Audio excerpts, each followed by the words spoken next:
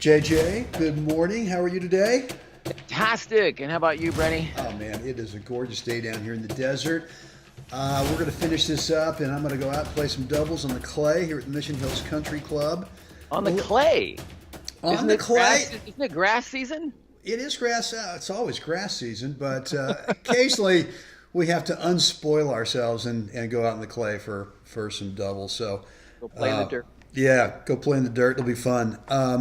I got a question for you today that I've actually recommended a book to you recently. I gave you that book, James Clear's Atomic Habits. I know you haven't gotten into it because it's like the 19th book I've laid on you in the last last 20 days. I'm gonna have to take a vacation and just take the stack with me. Only it can't be a vacation someplace like nice. I'm gonna have to go someplace and sequester myself, and like no distraction, no nothing, just coffee and a little nourishment and silence. I think, and I'll get through it. Well, all right. When you get there, and I know that you'll get in the book, one of the great quotes he's got in there, one of the premises that he's got is, and his book is about atomic habits. Atomic meaning small, minute little habits can create big results. But one of the things he says is that we don't rise to the level. And before I say this, I want you to think about this, or I want you to think about it and then respond to me as if we're thinking about that tournament player, Right. who is winning a couple of rounds, Right. but has not figured out yet how to get through to that next round. I mean, assuming that they don't have the worst draw in history where they got to play the number one seed, but all things being equal, they've got a decent draw, and maybe they get one of the number 9 guys, something like that. But think about, and I want your response to think about, how would you help this guy or this gal who's really trying to get to the round of 16 or the quarterfinals of even a national event? So James Clear says we do not rise to the level of our goals. Instead, we fall to the quality of our systems. Yep. Well, and your opinion, and your advice for that tennis player trying to crack through that into that third or fourth round would be based on that. Yeah, I think that is a massively true statement. You know, when you if you're lucky enough to be at a pro event, a U.S. Open or Indian Wells coming up in March, and you get to watch the pros practice, and you get to watch a Rafa, a Fed, the highest guys, and then maybe watch some of the players that are coming up and starting to crack at that level, the third round, the fourth round, and teasing quarters in that in some of these bigger major events. How does that relate to the national senior player who's, struggling in first and second round and hasn't really cracked past those 2 rounds? Well, when you watch these guys practice, their focus on being there, being present in that moment of practice, right? So there is no walking away from a drill because you missed a ball. We can watch our, students play sometimes. They're practicing on the ball machine maybe, or we're feeding balls and trying to do a drill with them, and they miss a ball or two, and they step out of the drill. And you're just training yourself now with, I've got a little bit of pain was inflicted, and so now I'm going to have to stop and regroup. And in a match, the train keeps coming. Your opponent keeps coming. There's no stopping and getting off the tracks. You have a little moment on changing sides, but there is no. I don't get to go home and regroup and take a shower and come back and go, okay, I'm ready now, because now is now. It's always now. So rising to the occasion is I think it's just perfectly said. You fall to the level of practice and the level of focus that you have trained. So I think for these players that struggle in that, in the getting into the second and third round, trying to technically always work on fixing a forehand or fixing a backhand or the technical fix, I think is a lot of times wasted energy, because in a match, that's not the thing that's going to get you over the hump. The thing that's going to get you over the hump is, have I solved my problem today? Meaning, do I know how to pick this guy apart? Have I solved, how do I read the player in warm-up? How do I know what to attack? How do I know when to serve? Maybe I should go for a second serve here instead of a first serve at this moment in time in the match, right? Those details that actually get us over the hump that day, and we've solved the problem for that day. So those kinds of details, when you're with your coach, have to be entertained. The detail of stepping back from the moment and being in it to that degree where you can, you know what, I'm going to hit a second serve here, kicker, as my first serve, because I want to serve and volley on this. I want a little surprise attack, but I want to give myself the extra step and a half to get in by hitting a ball that's a little slower, but it's going to get up on the guy, up in his shoulder line a little bit, so he's not just going to be able to rip a forehand. And I haven't done it yet today. And here it is. I'm trying to close out the match. And maybe that's a better plan rather than, God, if I could just hit an ace right now. Well, I mean, all would be well, right? Yeah, and that's not really, I mean, if their goal is to crack into that third round or that fourth round, the goal to me is, I mean, what I used to do with this is I would say, well, okay, I want to become a better player, which my goal would mean I want to do that thing. I want to get to the quarters. I want to get to the semis. Right. And that would be a goal that would sort of at least put me on the path of where I wanted to go. But I never really had a system. I never really had a process that, okay, if that's where I want to go, then I never really had, I never really considered, well, what do I have to do day in and day out to be able to get there? And I think too often what I used to do is since I didn't have the system, and all I did is I had this goal in mind. This thing, I want to get there. I want to get there. I want to get there. And I work like a dog and I train like a dog. But it never was based on, what I was doing was never based on a well thought out system, either where I'd researched what others did, how they got there, or actually went and hired a guy, a teaching pro, to say, what system can we build that will eventually get me here, so that when I go out today, I know that it's more than it's more detailed than just, I've got this thing. I want to get there. As opposed to, wait a minute, now today, because of what that match I just lost last Saturday, where I'm sort of feeding my strength into this guy. Right. All right. Yeah. What's the matchup today? Right. Yesterday I played an unbelievable match.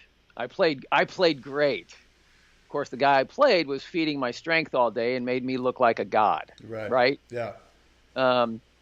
And so I feel great. I'm really looking forward to getting into the second round tomorrow. And I get there, and now what I do is feeding my opponent's strength, but I just can't quite figure it out. I don't know what's going wrong today, because we're not recognizing the difference in my opponent and how I'm feeding them, right? So as you said, what are the systems, right? And this, I think, significantly is where when we start to do pattern work and understanding the geometry of the court and staying on script. What's the plan to beat this player? If I'm lucky enough, I've got a coach, and we've kind of talked about a little bit of a plan here, and we've done, I've learned 5 or 6 patterns of play. And even though the plan today may not be my favorite way to play, it is the plan that will get me the win. And so, again, am I rising to the occasion or falling to my training, right? And so this is where the training comes in. I've learned some pattern work, some patterns that I can now piece together. And so let's say now all of a sudden I find myself serving for the match at 5-4 or serving for the set at 5-4. And this is where the thing can just totally go off the rails, is that you've worked really hard using the plan, using my strategy, right? This game plan. And now I kind of think, wow, I got this under control. Great. Now I'm just going to do this. Now I'm going to go back to my regular pattern of play, and all of a sudden I get broken and I lose the first set. And so the challenge is that you got to that point by a specific plan. It may not be your favorite way to play. However, that's the plan that's going to get you the victory today, and you have to stick with it. There is no leaving the plan that day. The challenge is the discipline in the middle of a match not to leave the plan. It's working. It's going to be the only way you're going to win today. And you know what? It may take 3 sets. So get quiet, get focused, and start digging the trench, because that's the only way you're going to get across the finish line today. And that's a really hard, I think that's for our players, the students, for them to recognize that every victory is not this smooth victory. Every victory is not done your favorite way to play.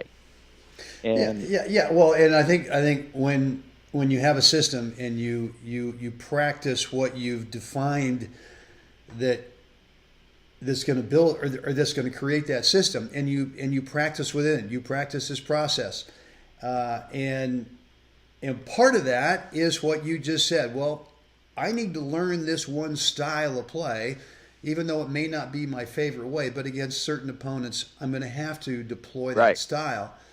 And if you have a goal to get into the 3rd or 4th round, if that's all you do is just have a lofty goal, which I'm not saying the goal is wrong, but that's only about 10% of cracking through to that 2nd or 3rd or 4th round, because you got to have the system. And to me, the system is what do we do in practice? What do we do in practice? What do we do off the court, visualizing that kind of stuff as part of our system to eventually get to that goal? Right. I think when we do pattern work on the court, and that could be hand-fed patterns, could be racket-fed patterns, whatever they might be. The idea is to learn the patterns, and then be able to, much like on a computer, you cut and paste, when you're editing something. So it's not this, if we wish tennis was this exact science. You meant copy and paste. Copy and paste.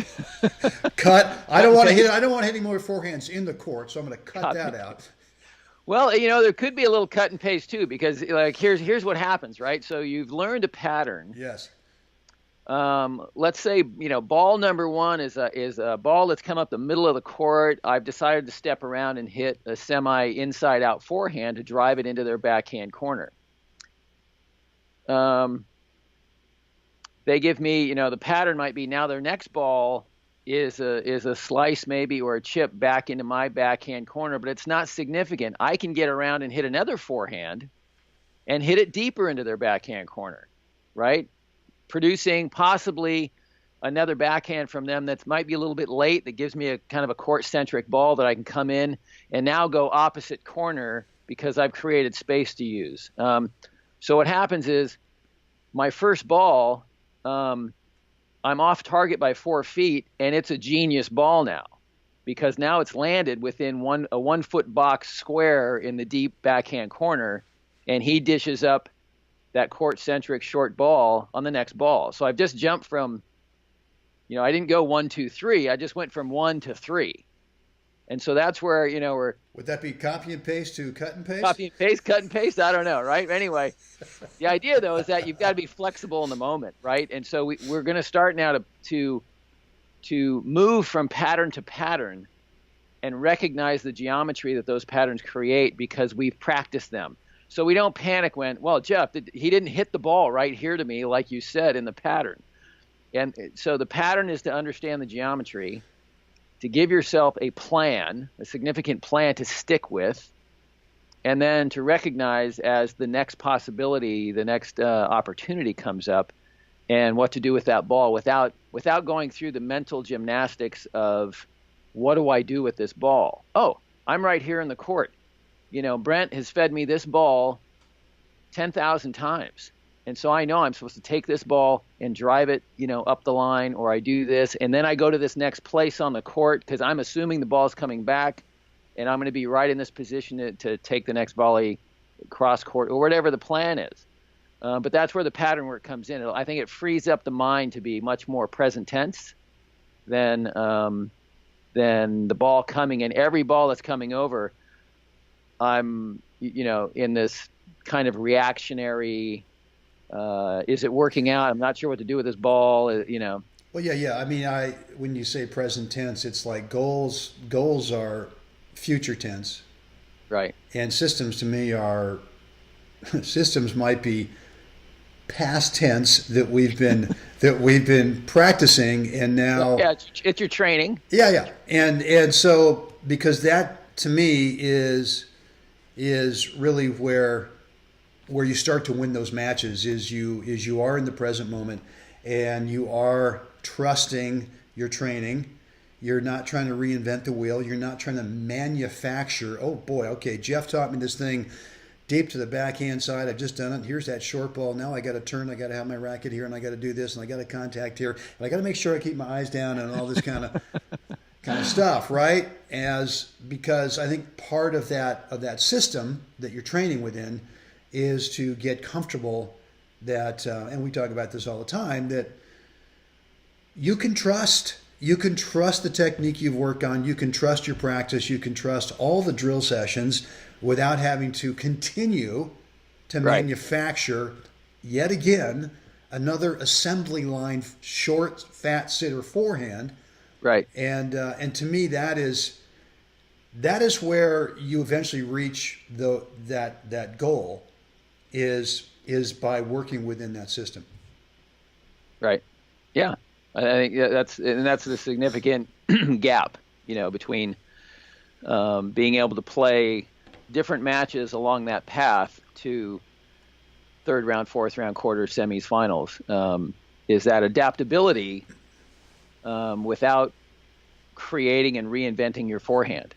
Adaptability is using your foundational strokes and everything to solve the problem today, to solve my opponent's, what do I need to pick at? What seems to create a little discomfort for them?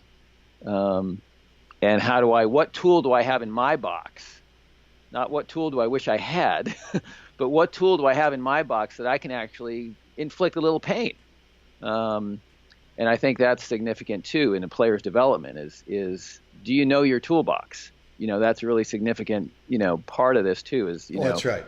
That's right. Rising to the occasion or the tools you have are the tools you have right now. Yeah.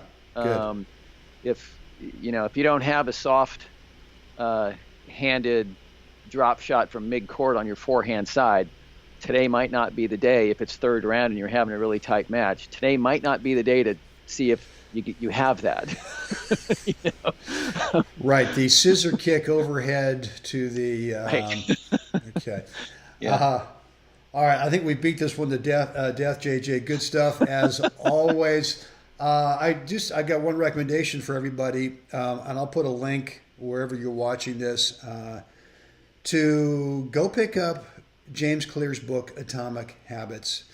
I really think it's a fantastic book. It's an easy read, easy, actionable steps that he's got in there. And again, I think it's very applicable to tennis to think about your system helps you create habits.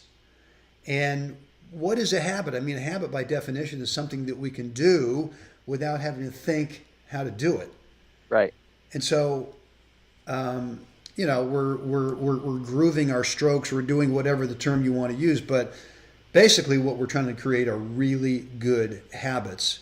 Right. And this book I think for all teaching pros and all tennis students and all players, is a fantastic resource for us. So, excellent. JJ, well, what? I'm gonna. You know what? When you said that, it just reminded me of something too. Yes.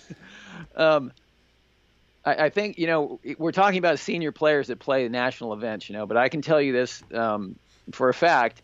I do pattern work with my 3.0 and 3.5 players. And what it does is they come back to me and say, oh my gosh, it was so much. I could actually see the play unfold in front of me. They come back and say, God, it was so much easier to relax and play today because I wasn't so jumbled up in my head. So this isn't, pattern work isn't just something that the elite players do or highly, the guys that are winning the national events do. It's significant, and it can be a really great tool for the 3.0, the 3.5, 4.0, and on up. So anyway, I just wanted to mention that it's a great tool to use. So it's not like when I asked Mr. Stowe after I'd hit like 20,000, little approach shots. Mr. Stowe, when do we get to the advanced stuff? That's another topic. Right. But that's for another episode. No, it's good stuff. You can show me the scar. Oh God! From his response after that, it's right? Deep inside, it's all stitched up, and I have to roll it. I have to roll it every day to try to break up the scar tissue. What do we want folks to do right now, Jeff? Like us. Because we're likable. Subscribe because we're subscribable, and share because we're shareable. Share it. Because we like to hang out with you. That's right. That's exactly right. So guys, as always, thanks for hanging out with us today. And Jeff, have a great day, man. We'll talk again soon. You got it.